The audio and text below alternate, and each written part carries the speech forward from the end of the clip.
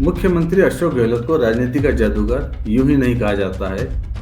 वो अक्सर ऐसी चालें चल जाते हैं, ऐसी जादूगरी दिखा देते हैं कि लोग उन्हें जादूगर कहने पर मजबूर हो जाते हैं। गहलोत के दांव ऐसे होते हैं कि सामने वाला समझ नहीं पाता है कि यह क्या हुआ और कैसे हुआ।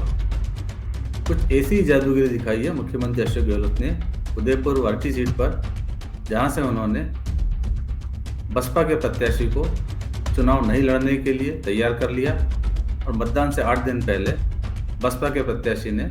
चुनाव लड़ने से इनकार कर दिया और कांग्रेस के प्रत्याशी को समर्थन दे दिया। आपको बता दें कि उदयपुर वाटी सीट वही है जहां से पूर्व मंत्री राजेंद्र गुड़ा चुनाव मैदान में हैं। राजेंद्र गुड़ा कभी गहलोत के कैबिनेट मंत्री हुआ करते थे, लेकिन बाद में वो उनके खिलाफ हो गए और एक लाल डायरी का मुद्दा उन्होंने उछाला, जिसमें राजेंद्र गुड़ा ने दावा किया कि उनके पास वो लाल डायरी है जिसमें गहलोत सरकार के कई काले चिट्ठे हैं, कई ऐसे राज हैं कि अगर डायरी बाहर आती है तो गहलोत सरकार मुश्किल में पड़ सकती है और कई लोगों को जेल जाना पड़ सकता है। यही लाल डायरी का मुद्दा आज भाजपा ने उठा रखा है। प्रधानमंत्री नरेंद्र मोदी जहां भी सभा में जाते हैं वहां लाल डायरी का जिक्र करते हैं और गहलोत सरकार को कटघरे में खड़ा करने की कोशिश करते हैं। गहलोत सरकार के भ्रष्टाचार को हाईलाइट करते हैं और चुनौती देते रहे और ये भी कहते रहे कि लाल डायरी के जो भी आरोपी हैं उन्हें वो छोड़ेंगे नहीं। तो ऐसी स्थिति में जब गहलोत और गुड़ा आमने सामने हैं, कट्टर राजनीतिक अदावत है दोनों के अंदर, तो जहां राजेंद्र गुड़ा गहलोत के सामने कोई भी मुश्किल खड़ी करने से नहीं चूक रहे हैं, तो वहीं मुख्यमंत्री अशोक गहलोत ने भी इस बार यह दांव खेला है और बसपा के प्रत्याशी संदीप सैनी को चुनाव नहीं लड़ने के लिए तैयार कर लिया। दरअसल इस सीट से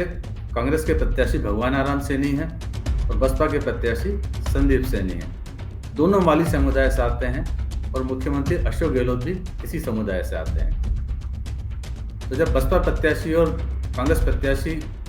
दोनों एक ही समुदाय से हो रहे थे और लग रहा था कि बसपा प्रत्याशी कहीं ना कहीं कांग्रेस के वोट काटेंगे, मालियों के वोट काटेंगे, तो मुख्यमंत्री अशोक गहलोत ने दांव चलकर